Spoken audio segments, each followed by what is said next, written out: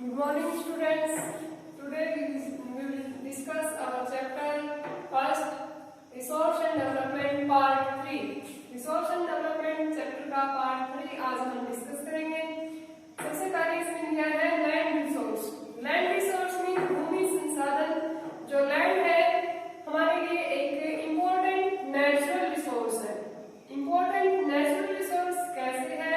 क्योंकि लैंड पर ही हमारी सभी एक्टिविटीज होती हैं। ह्यूमन बीइंग्स की जो भी सारी एक्टिविटी है, जो भी कार्य कर रहा है, लैंड पर ही कर रहा है मोस्टली। जैसे कि agriculture, mining, transport, railways, roadways, communication, जो भी है सारी जो एक्टिविटीज है मनुष्य की लैंड पर ही हो रही है। इसलिए लैंड रिसोर्स एक इम्पोर्टेंट रिसोर्स है। लैंड रिसोर्स के बिना हमारा एग्जिस्टेंस नहीं है। हम फ्रॉग की तरह या फिर फिश की तरह पानी के अंदर नहीं रह सकते। तो लैंड रिसोर्स बहुत ज्यादा इम्पोर्टेंट है, लेकिन ये रिसोर्स जो है फाइनाइट मैग्नीट्यूड में है। फाइनाइट मैग्नीट्यूड मींस सीमित मात्रा में हमारे पास है।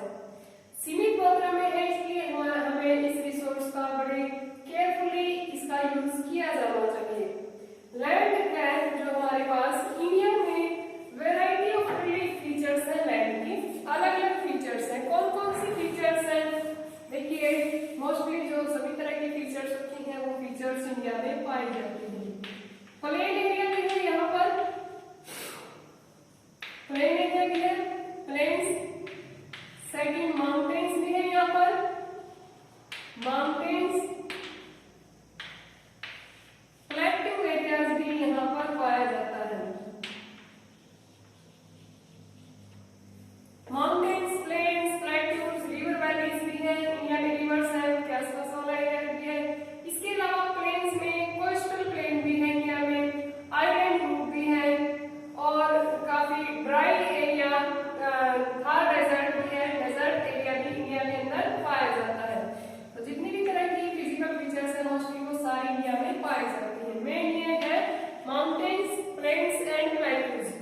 तो देखिए, माउंटेन्स, प्लेन्स एंड प्लेट्यूज हमारे पास कितनी मात्रा में, कितने परसेंट है इंडिया में? देखिए, ये पाई डायग्राम दिया गया है यहाँ पर। इस डायग्राम में क्या दिखाया है कि जो प्लेन एरिया है वो सबसे ज्यादा मात्रा में है हमारे पास। प्लेन एरिया इंडिया में कितना है? 43% प्लेन एरिया है। जो मैदानी हिस्सा है इंडिया का वो 43% है। उसके बाद प्लेट्यू एरिया कितना है? प्लेट्यू एरिया इंडिया का 27% है। 27% एरिया में प्लेट्यू पाए जाते हैं। और प्लेट्यू हमारे कौन से है? मोस्टली जो पेनिनसुलर प्लेट्यू है, ये हमारा प्लेट्यू एरिया है। जैसे हमने पढ़े थे 9th में कि जो पेनिनसुलर प्लेट्यू है उसके 2 पार्ट्स हैं, Deccan plateau and central highlands. उसके बाद माउंटेनियस एरिया।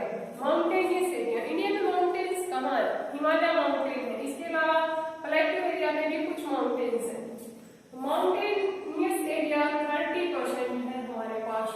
हिमालय माउंटेन है, सबसे बड़ा माउंटेन है इंडिया का, और वर्ल्ड का हाईएस्ट माउंटेन है। Highest peak of the world हमारे इंडिया में ही है। कौन सी है? Everest, mount Everest. ठीक है। और प्लेन एरिया कौन सा इंडिया का? Northern plains of India and coastal planes. ठीक है। तो ये हमारे लैंड के कुछ पार्ट है। ये फीचर्स कौन कौन सी हैं और कितनी मात्रा में हमारे पास है। इसके बाद हम पढ़ रहे हैं कि जो लैंड एरिया है, लैंड एरिया पर एनवायरमेंट को सही रखने के लिए, एनवायरमेंटल पोल्यूशन न हो इसके लिए कुछ फॉरेस्ट की जरूरत होती है, पेड़ पौधों की जरूरत होती है। अगर पेड़ पौधे, फॉरेस्ट यहाँ पर नहीं होंगे तो एनवायरमेंटल पोल्यूशन हो जाएगा।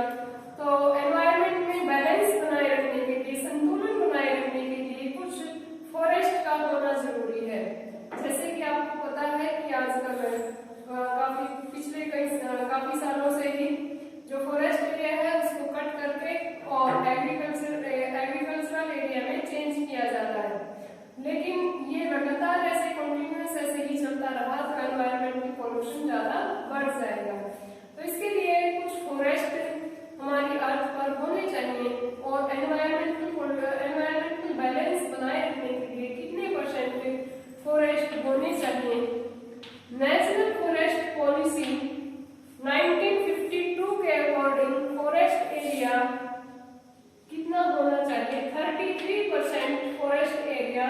होना चाहिए। ठीक है, मीन्स 100 में से 33% एरिया पर फॉरेस्ट होने ही चाहिए अगर हमें एनवायरमेंट में बैलेंस बनाए रखना है, एनवायरमेंटल पोल्यूशन नहीं होने देना। उसके बाद हम पढ़ रहे हैं land degradation and conservation measures. Land degradation mean जो हमारी लैंड है वो डिग्रेडेड होती जा रही है, उसकी क्वालिटी कम होती जा रही है। लैंड डिग्रेडेशन,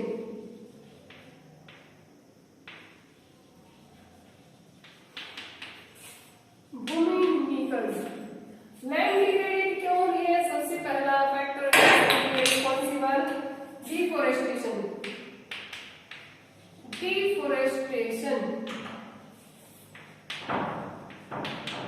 डिफोरेस्टेशन मीन्स पेड़ पौधों की कंटिन्यूअस इनकी कटिंग की जा रही है, लगातार कटाई की जा रही है। जैसे मैंने अभी बताया था कि जो फॉरेस्ट एरिया है उसको की कटाई करके और एग्रीकल्चरल लैंड में चेंज किया जा रहा है। एग्रीकल्चरल लैंड के अलावा और वहाँ पर इंडस्ट्री बनाई जा रही है या फिर कोई हैबिटेट मनुष्य के लिए बनाया जा रहा है, जैसे मनुष्य के द्वारा बिल्डिंग्स इत्यादि बनाई जा रही है। तो फॉरेस्ट एरिया को कट करके और वहां पर मनुष्य अदर यूजेस के लिए इसका यूज कर रहा है। तो डिफोरेस्टेशन से एनवायरमेंटल पोल्यूशन होता है, लैंड डिग्रेडेड होती है।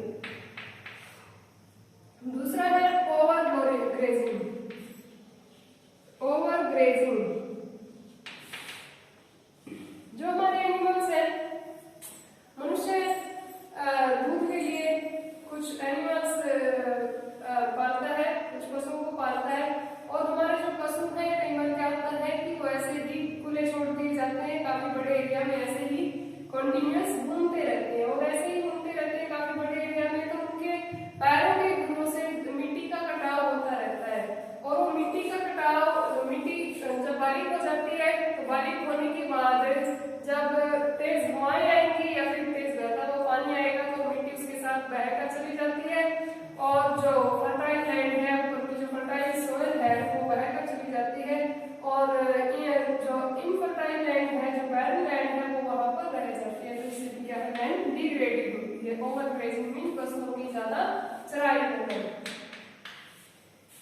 थर्ड है माइनिंग। माइनिंग में क्या है?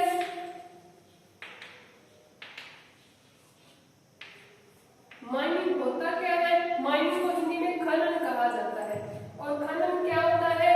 जमीन से खुदाई करके मिनरल्स निकालना। जो हमारे मिनरल्स है जमीन के अंदर पाए जाते हैं, तो जमीन से खुदाई करके जब हम मिनरल्स निकालते हैं तो कई बार क्या होता है कि मिनरल्स निकालने के बाद जो गड्ढे हैं उनको ऐसे ही छोड़ दिया जाता है, उनमें दोबारा से मिट्टी डाल करके उनको का लेवल नहीं किया जाता और जब तक उनका लेवल नहीं किया जाता ऐसे ही पड़े रहते हैं गड्ढे, तो उनमें जो आसपास का एरिया है वहां की जो मिट्टी है, ऊपर की जो लेयर है मिट्टी की, वो बह करके उस गड्ढे में चली जाती है और आसपास के एरिया की जो भी लैंड है वो डिग्रेडेड हो जाती है। तो माइनिंग से भी क्या है, लैंड डिग्रेडेड होती है।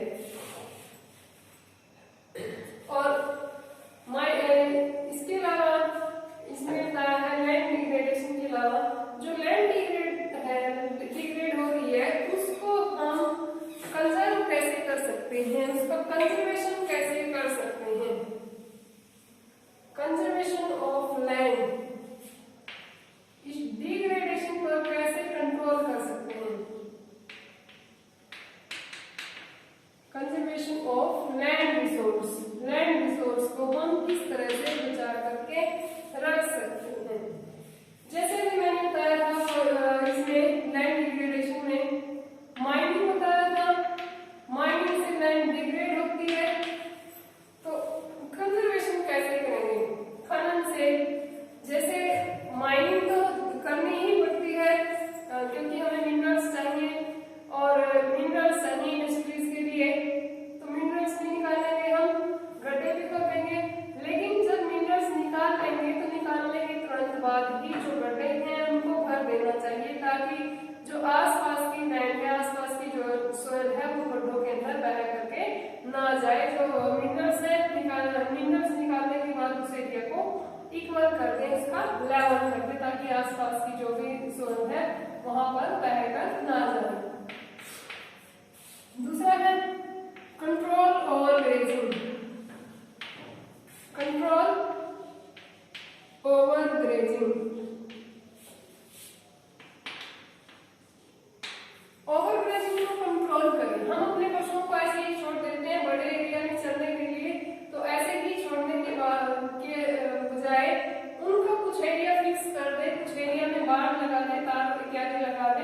ताकि वो ज्यादा बड़े एरिया में ना जाए और थोड़े से एरिया में ही वो रहे, उनके लिए वहां पर भी चारा अवेलेबल करवा दें। तो ओवर ग्रेजिंग को कंट्रोल करके भी हम क्या कर सकते हैं, लैंड का कंजर्वेशन कर सकते हैं, उसको डिग्रेड होने से बचा सकते हैं। एफोरेस्टेशन, एफोरेस्टेशन एफोरेस्टेशन हमने पढ़ा था लैंड डिग्रेडेशन में। डिफोरेस्टेशन, डिफोरेस्टेशन होता है पेड़ों की कटाई करना, एफोरेस्टेशन नए पेड़ उगाना, ठीक है।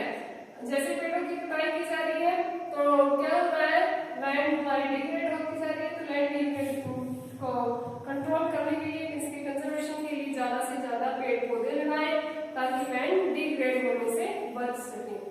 और लैंड डिग्रेड कैसे होती है पेड़ों की कटाई करने से, जो पेड़ों की जड़ें हैं वो मिट्टी को जकड़ करके रखती हैं, मिट्टी को हवा के साथ या पानी के साथ दूर नहीं बह करके जाने देती, इससे जो पेड़ है वो हमारी मिट्टी को डिग्रेड होने से बचाते हैं।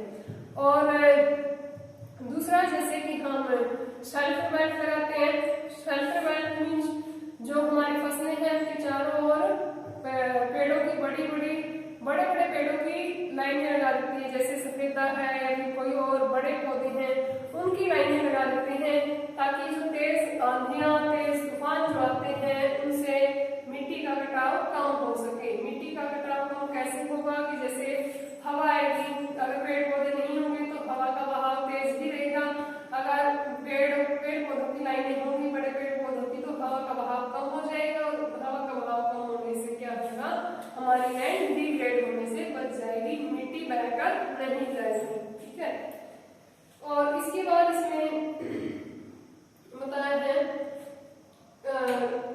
Stabilization of sand dunes by growing thorny bushes. जो सैंड ड्यून्स हैं, सैंड ड्यून्स कहाँ होते हैं, सैंड ड्यून्स मींस रेत के ढेर। स्टेबलाइजेशन ऑफ सैंड ड्यून्स,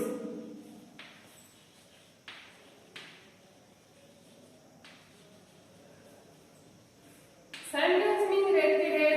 रेत के ढेरों को हम स्थिर रखें ताकि रेत काफी दूरी तक ना बह करके जाए। तो इनको स्थिर कैसे कर सकते हैं, सैंड ड्यून्स कहाँ पे, डेजर्ट में होते हैं, ड्राई एरिया में होते हैं, और ड्राई एरिया में जो नॉर्मल वेजिटेशन है वो नहीं उगती, बल्कि जिसको पानी कम चाहिए वो उग सकती है।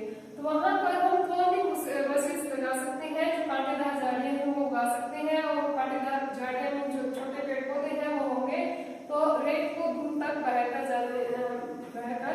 नहीं जाने देंगे, ठीक है। तो इससे भी क्या है, लैंड का कंजर्वेशन होगा, लैंड डिग्रेड होने से बच जाएगी। इसके अलावा मैंने जैसे भी आपको बताया शेल्टर बेल्ट और proper management of waste land, proper management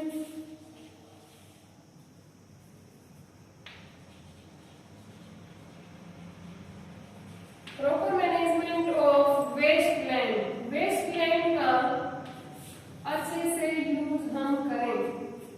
अगर जो लैंड है अरेबल लैंड थी, खेती करने लायक लैंड थी,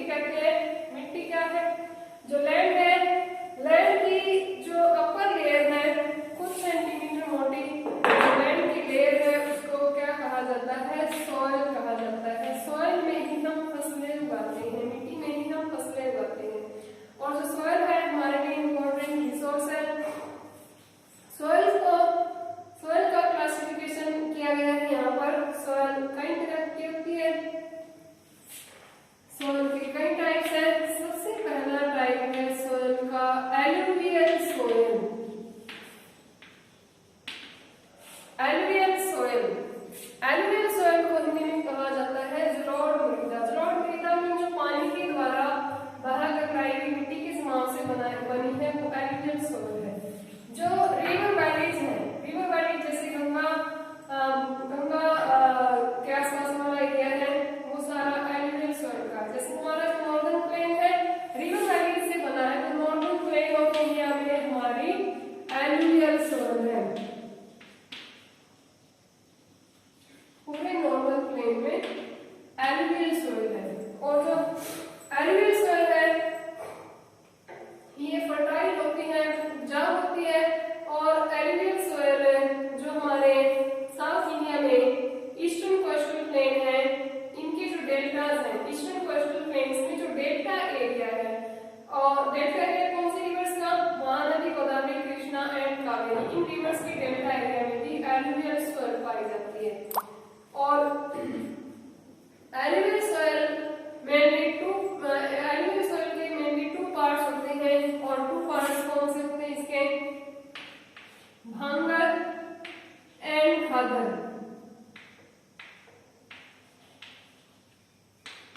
भांगर एंड खादर। भांगर जो ओल्डर एलुवियल से बनी है, ओल्डर एलुवियल से जो बनी है सोइल।